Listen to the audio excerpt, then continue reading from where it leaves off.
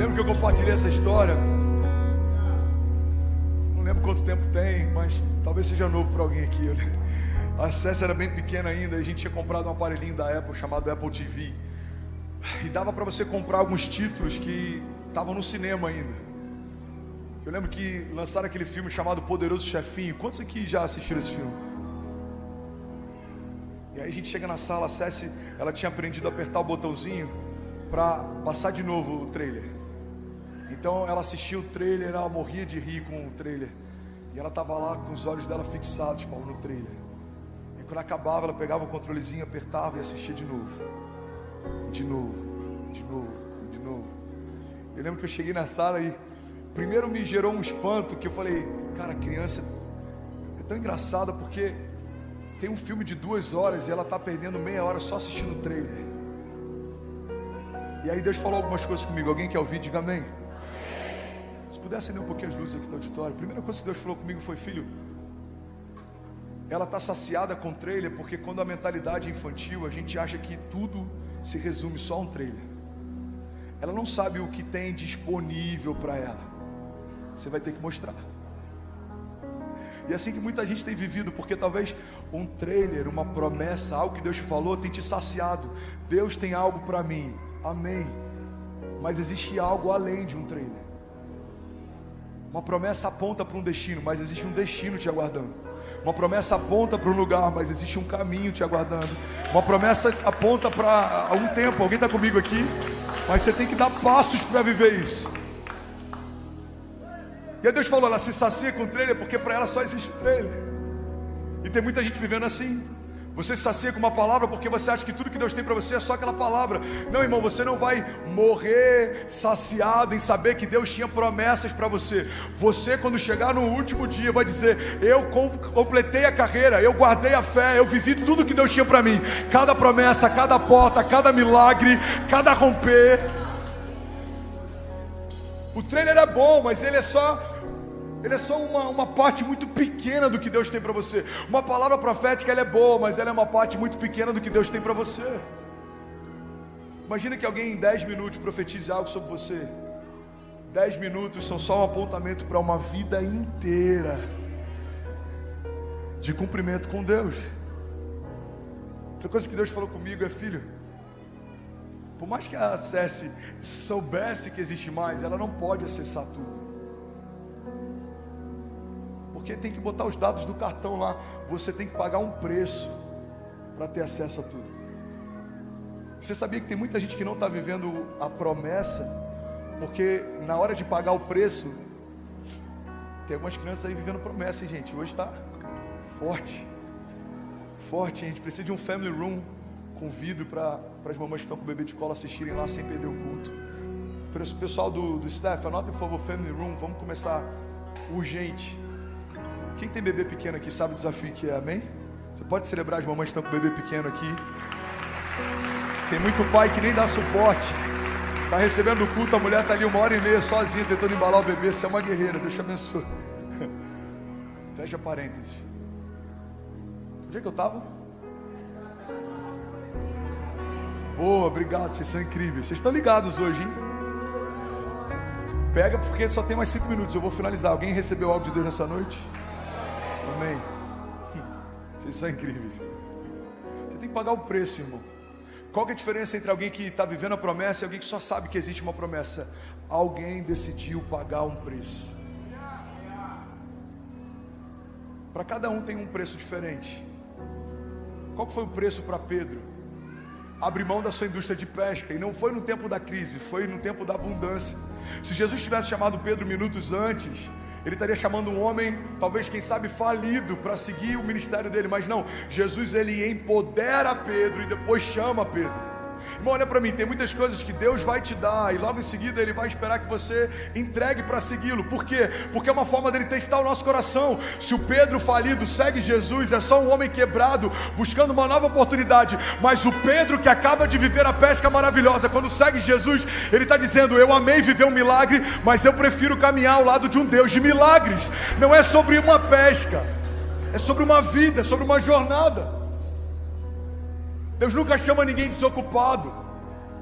Toda visão que Deus vai te dar vai ter um preço. Para Pedro foi a sua indústria, para Paulo foi a sua doutrina, para Abraão foi a sua origem, a sua geografia, a sua família.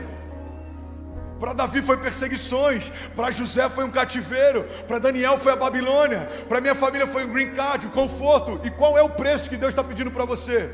Eu quero te garantir, irmão, que é melhor abrir mão de algo que nos prende para viver o novo do que tentar segurar aquilo que a gente tem até aqui. Tem gente que prefere a garantia do mediano conhecido do que a ousadia de se lançar no extraordinário que você não viu. Pastor, eu não sei como vai ser. Irmão, Deus disse que vai fazer, então esquece como, só vai. Não, mas aqui eu conheço, irmão. Não é sobre o que você conhece, é sobre o que Ele conhece. Ele sabe o que é melhor para você. Ele sabe o que é melhor para você. Irmão, olha para mim. Você está ouvindo isso? Alguém que tem autoridade para falar. Minha filha em 3 anos mudou mais de 4 escolas. A gente se moveu várias vezes. Eu nunca tive dificuldade de me lançar no novo de Deus. O meu único temor é não deixar de viver aquilo que Jesus está fazendo na face da terra. A minha oração: Jesus, só não me deixa de fora. Se tiver que se mudar, eu me mudo. Se tiver que abrir mão, eu abro. Se tiver que fazer, eu faço. Se tiver que parar, eu paro. Mas não me deixa de fora daquilo que o Senhor está fazendo.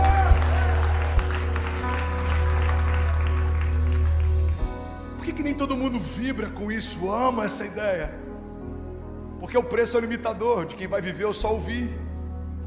Se toda a igreja estivesse pronta para pagar um preço, a gente teria menos ouvintes e teria mais avivalistas, pioneiros. A gente teria mais pastores, mais apóstolos, mais intercessores, mais financiadores. Mas é mais cômodo ouvir. Mas eu quero te garantir, irmão, ouvir é bom, mas viver é muito melhor do que tudo que você já ouviu. Ouvir sobre promessas é bom, mas viver promessas é melhor. Ouvir sobre milagres é bom, mas viver milagres é melhor. Ouvir sobre prosperidade é bom, mas viver prosperidade é melhor. Ouvir sobre Jesus é bom, mas viver Jesus é melhor.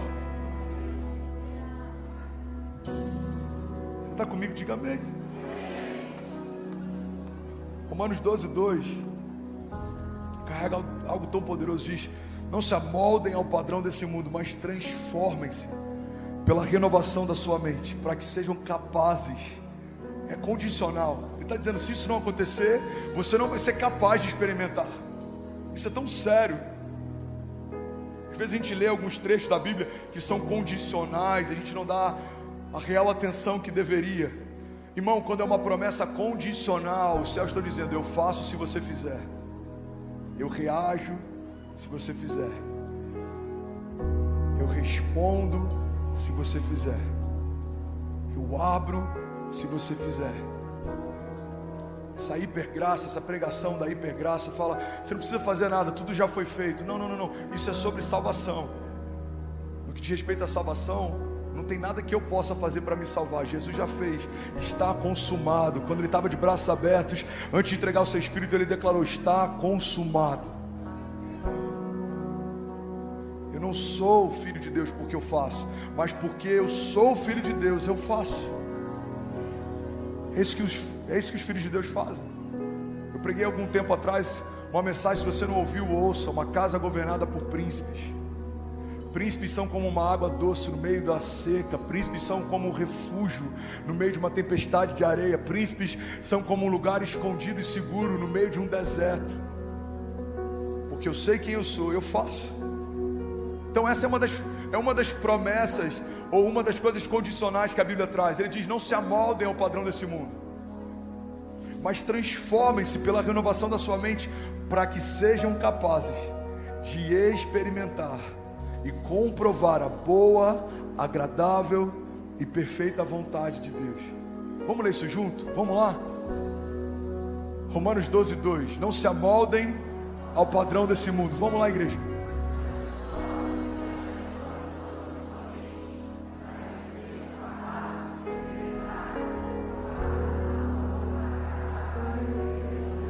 Glória a Deus. Você pode celebrar a palavra.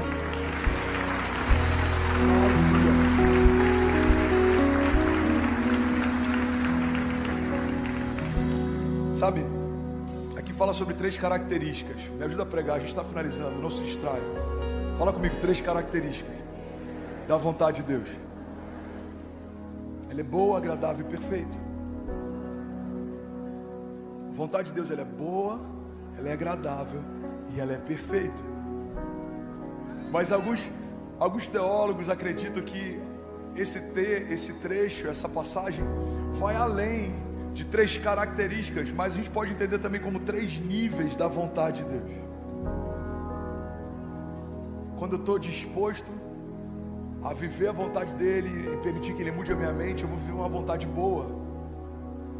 Mas quando eu estou disposto a me entregar mais, a abrir mão de mais coisas, a renunciar a mais coisas, eu posso viver um novo nível, um nível mais profundo da vontade dele, que é uma vontade agradável.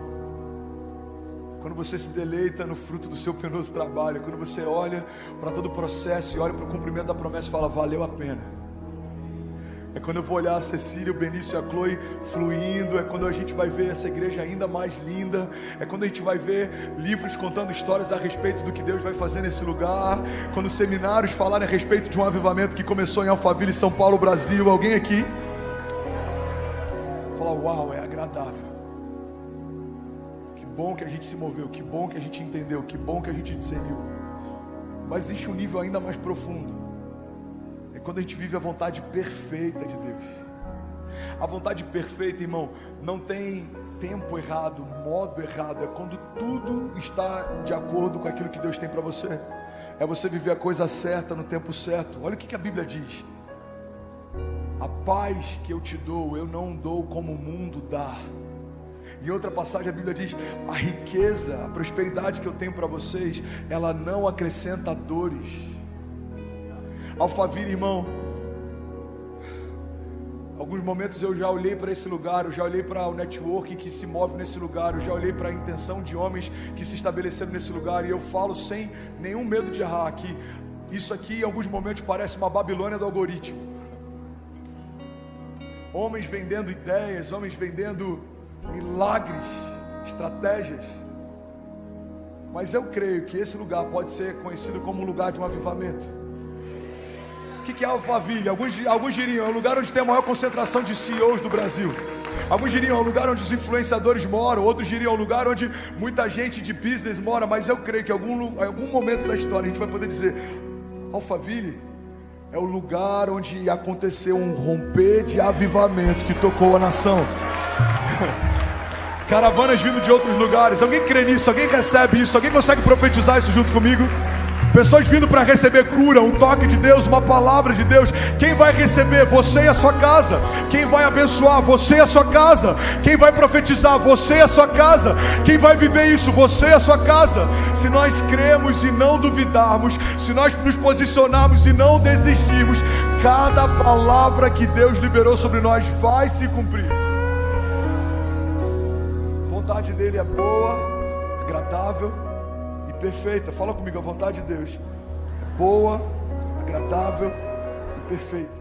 E aí, tudo bem? Você acabou agora de assistir um vídeo. Se você ainda não está inscrito, já se inscreve também no nosso canal, ativa esse sininho aqui embaixo de notificação, e toda vez que eu fizer uma live ou estiver transmitindo uma mensagem ao vivo, você vai ser um dos primeiros a saber. Mas eu deixei mais 2 indicações aqui que eu espero que façam muito sentido para você. Então já aproveita e clica para assistir a próxima mensagem, beleza? Seja bem-vindo ao time de incendiários, e eu espero de verdade que essas mensagens mudem a sua vida como elas têm mudado a minha também. Até a próxima. Valeu!